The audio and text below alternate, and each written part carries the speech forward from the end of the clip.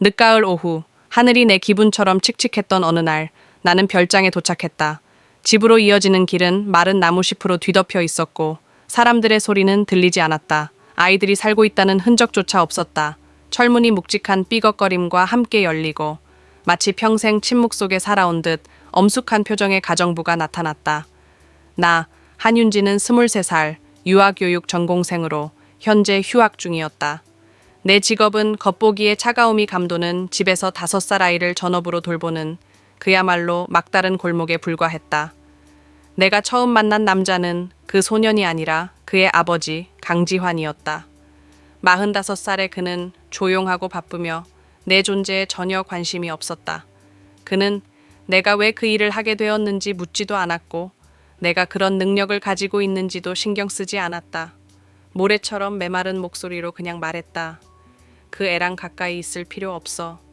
누구를 대체하려 하지 마. 내 아이가 잘 반응하지 않으면 언제든 널 보내줄 거야.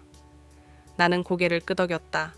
동의해서가 아니라 항의한다고 해서 아무것도 바뀌지 않는다는 걸 알았기 때문이다. 강민우라는 소녀는 처음 만났을 때 창가에 조용히 앉아 낡은 비행기 모형을 손에 든 차에 마치 이 세상에 존재하지 않는 듯 생기 없는 눈빛을 하고 있었다. 5살짜리 아이는 수다를 떨고 호기심을 가져야 했지만 마치 길 잃은 늙은 영혼 같았다.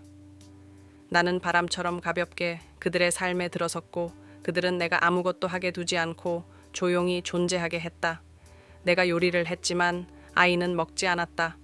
이야기를 들려주었지만 아이는 듣지 않았다.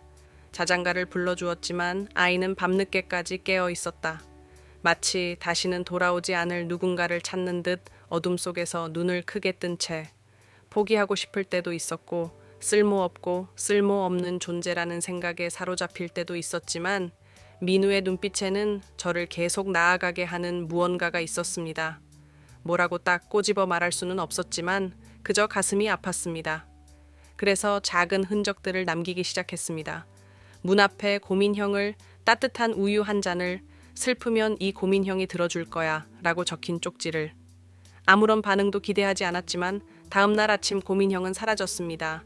아무도 아무 말도 하지 않았지만 민우가 그 쪽지를 읽고 느끼고 조용히 제 존재를 받아들였다는 것을 알았습니다. 그 후로도 며칠 동안 저는 그 습관을 반복했습니다. 그러던 어느 날 밤 잠자리에 들려고 하는데 뒤에서 작은 목소리가 들렸습니다. 자장가, 불러줄래? 뒤돌아보니 민우가 문 앞에 서서 고민형을 꼭 껴안고 있었습니다. 저는 아무 말도 하지 않고 그저 민우를 살며시 방으로 데려가 이불을 덮어주고 노래를 불러주었습니다. 언제 그랬는지 모르겠지만 눈물이 왈칵 쏟아졌습니다. 아마도 그가 나를 그의 세계로 처음 들여보낸 것이었기 때문일 것이다. 지환은 이 변화에 대해 아무 말도 하지 않았다. 하지만 그는 더 일찍 집에 오기 시작했고 더 이상 투명 인간처럼 나를 스쳐 지나가지 않았다. 아들과 놀 때면 그가 더 오래 머무르는 것을 보았다. 그는 웃지 않았지만 눈빛은 훨씬 부드러워졌다. 어느 날 밤 내가 부엌에서 차를 끓이고 있는데 그가 들어와서 말했다. 네가 떠날 줄 알았어. 나는 생각 없이 나도 네가 마음이 없는 줄 알았어 라고 대답했다. 그가 처음으로 미소 지은 것은 그때였다. 아주 작은 미소였지만 영원히 기억할 만큼 충분했다. 그리고 시간이 흐르면서 나는 점점 변해가는 자신을 느꼈다. 더 이상 나를 단순한 직원으로 생각하지 않고 마치 친척처럼 민우를 걱정하기 시작했고 마치 더 깊은 무언가를 찾는 듯 무의식적으로 지환의 일거수일투족을 따라갔다. 그는 더 이상 엄격한 집주인이 아니라 아들을 볼 때마다 따뜻한 눈빛을 보내는 남자, 내가 내린 우유의 온도를 살며시 확인하고 내가 소파에서 잠이 들면 담요를 덮어주는 남자가 되었다. 그가 좋아지기 시작했다는 걸 알았다. 이상하면서도 두려운 감정이었다. 비 오는 어느 오후 옛 동창이 나를 집까지 바래다 줄 때까지 나는 그 감정을 애써 무시하려 애썼다. 지환이 교문 앞에 서 있었는데 그의 눈은 뒤편의 어두컴컴한 하늘처럼 어두웠다. 피곤한지 젖었는지 묻지도 않고 그저 떠나려는 남자아이를 빤히 쳐다보았다. 나와 그 아이 단둘이 있을 때 지환이 물었다. 그 사람 얼마나 알고 지냈어? 나는 약간 화가 나서 그게 내 직업과 무슨 상관이야? 라고 되물었다. 그는 잠시 침묵하더니 말했다. 맞아. 민우가 다치는 걸 원치 않으니까. 그리고 널 잃고 싶지도 않아. 그 말에 나는 할 말을 잃었다. 놀랐기 때문이 아니라 오랫동안 그가 그런 말을 해주길 바랐기 때문이다. 그날부터 우리 사이의 거리는 더 이상 거리가 아니었다. 더 오래도록 서로를 바라보고 더 이상 우연한 접촉이 아니었던, 그리고 민우를 달래서 함께 자게 했던 그 순간들이 갑자기 그날 가장 기억에 남는 순간들이 되었다. 그리고 크리스마스 이브에 민우가 휘갈겨 쓴 작은 카드를 건넸다. 윤지 언니, 사랑해요. 아빠도 사랑해요. 그러니까 아무 데도 가지 마세요. 나는 지환을 바라보았다. 그는 아무 말도 없이 부드럽게 내 손을 잡았다. 그의 눈빛은 그 어느 때보다 진지하고 진지했다. 아직도 두렵다면 기다릴게. 네가 준비될 때까지 기다려. 1년이 걸리든 10년이 걸리든. 그냥 널 내 곁에 두고 싶어. 유모가 아니라 이 가족의 일원으로. 그 순간 더 이상 말이 필요 없었다. 평생 찾아왔던 것을 찾았다는 걸 알았다. 집, 소속감, 믿을 수 있는 사람, 그리고 세상 누구보다 나를 필요로 하는 아이. 그 아버지와 아들의 세계에 들어가는 건 내가 외부인인 줄 알았지만 알고 보니 그들은 내가 들어갈 수 있도록 문을 열어둔 사람들이었다.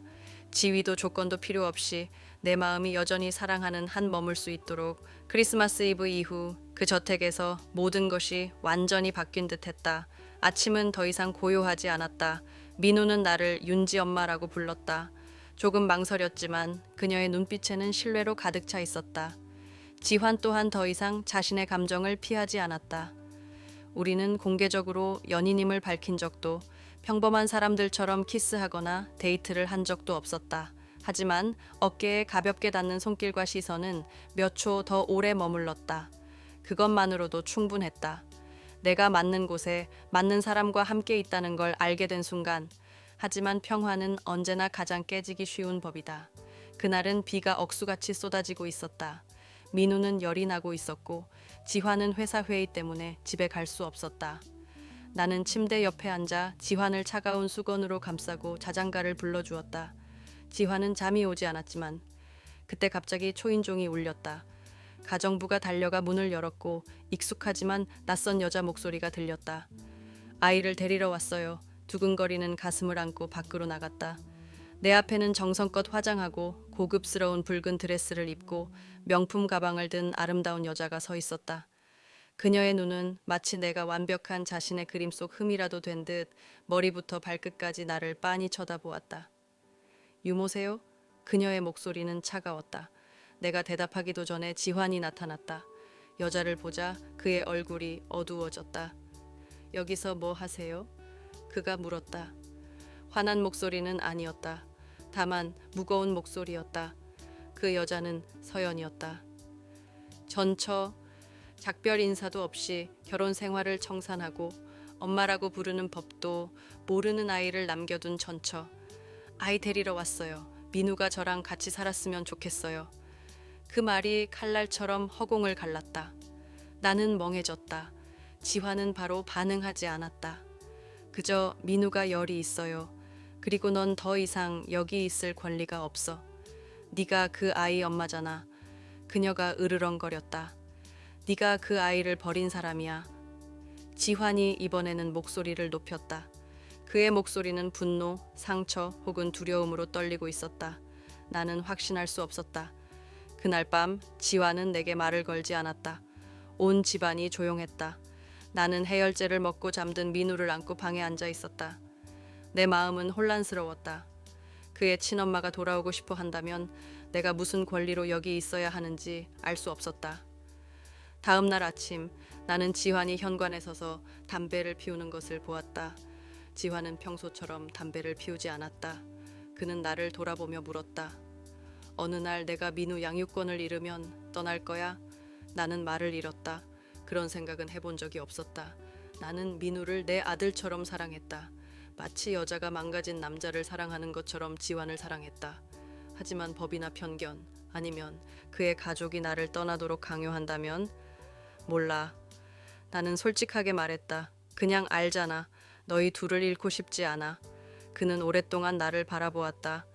그의 눈은 피곤했지만 그 어느 때보다 깊었다.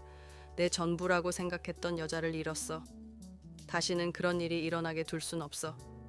그 후 며칠은 긴장감으로 가득했다. 서연의 변호사는 면접 교섭권을 신청했다. 언론에서는 JH그룹 회장의 전처가 돌아와 아들과 재회하고 싶어 한다는 뉴스를 쏟아내기 시작했다. 나는 어쩔 수 없이 일시 휴직을 해야 했다. 이유는 스캔들을 피하기 위해서였다. 하지만 이것이 그들이 나를 그들의 삶에서 밀어내는 가장 부드러운 방법이라는 것을 알고 있었다. 나는 조용히 짐을 챙겼다. 민우를 귀찮게 하고 싶지 않았다. 그가 울지 않기를 바랐다. 하지만 내가 떠나려는 날 밤 내 방문이 열렸다. 민우가 붉어진 눈으로 달려왔다. 엄마, 가지 마세요. 저 여자가 싫어요. 내겐 윤지 엄마밖에 없어요.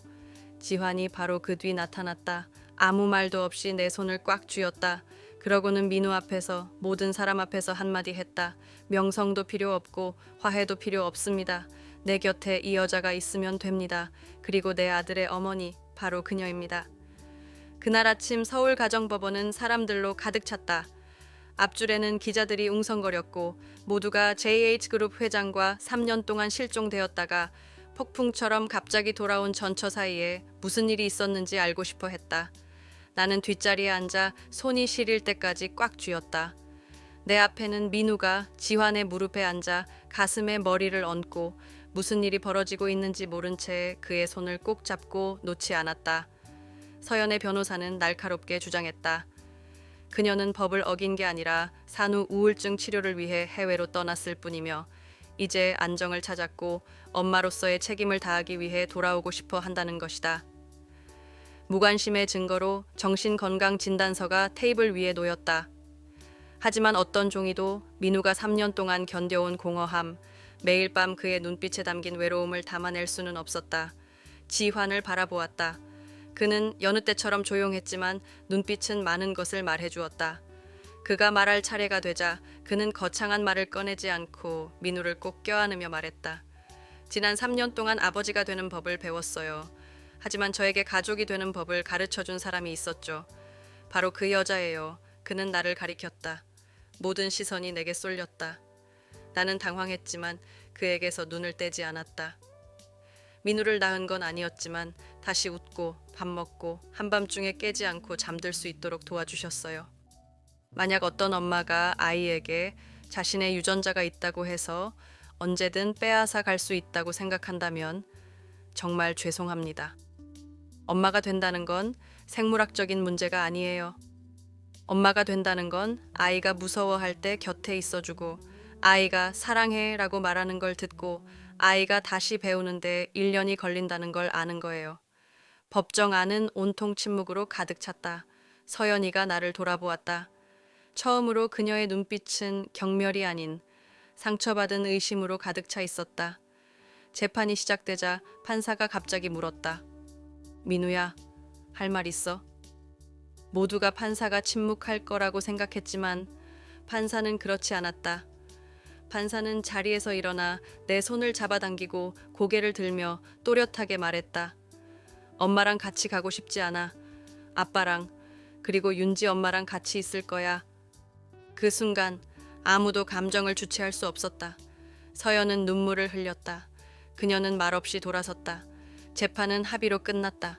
민우의 양육권은 지환에게, 서연은 정기적인 면회가 허용되었다. 그녀는 이를 위해 싸우지 않았다. 모두가 떠난 후에야 그녀는 바람처럼 작은 목소리로 내게 다가왔다. 민우가 누군가를 그렇게 사랑하는 줄 몰랐어. 내가 못한 걸 해줘서 고마워. 나는 분개하지 않고 고개를 끄덕였다. 다만 인생에는 적절한 시기에 그것을 소중히 여기는 자에게만 주어지는 역할이 있다는 것뿐이었다. 일주일 후 나는 짐을 챙겨 별장으로 돌아갔다. 이번에는 하인이 아니라 반가운 손님이었다. 지환은 마당에 장미가 아닌 내가 가장 좋아하는 흰 국화 꽃다발을 들고 서 있었다. 난 누구에게도 청혼해 본 적이 없어. 그가 말했다. 이런 형식이 마음에 들지 않으면 무릎을 꿇거나 성대한 결혼식을 올릴 수도 있어. 하지만 약속만 하고 받아들인다면. 그는 내게 손을 내밀었다. 더 이상 유모가 아니라 내 아내로서, 민우의 엄마로서, 그리고 나랑 함께 늙어가는 사람으로서 하루하루를 여기서 보내도 돼. 나는 대답하지 않았다. 그냥 걸어가 그의 손을 잡고 말했다. 떠나고 싶지 않았어. 네가 안아주기를 기다리고 있었을 뿐이야. 2층 위층에서 민우는 소리쳤다. 아빠, 엄마, 배고파. 우리는 함께 웃었다. 어쩌면 사랑은 꼭 로맨스에서 시작해야 하는 건 아닐지도 모른다. 때로는 상실에서 시작해서 작은 행동에서 조용히 싹을 틔우고 서서히 대체할 수 없는 무언가로 자라나는 것일지도 모른다. 예전에는 고용된 사람이었지만 이제는 잃고 싶지 않은 사람이 되었다.